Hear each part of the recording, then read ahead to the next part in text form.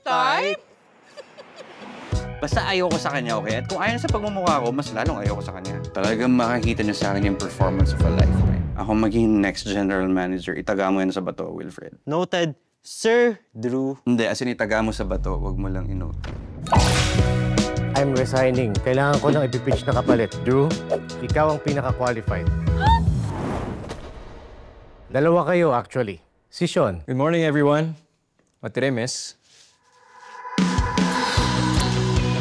Huwag ka mag-alala, friend. Meron ka pa naman 3 months para magpakitang gilas eh. Pangit ng sulat mo. You don't have to criticize my handwriting. Ay, na-offend ka ba? Sorry, sinasabi ko lang na may totoo na ang pangit ng sulat mo. Harot mo, naghanap ka ng asawa, no? Don't worry, hanapan kita. What if I offer my Gold Lee stud service completely free?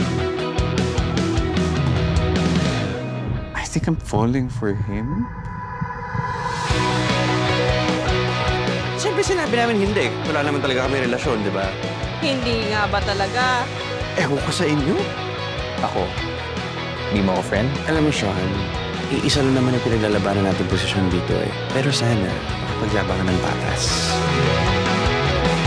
Alam ba na buong buhay ko, pinagtrabahuan ko lahat ng mga nakuha ko? You work hard, but I work hard too.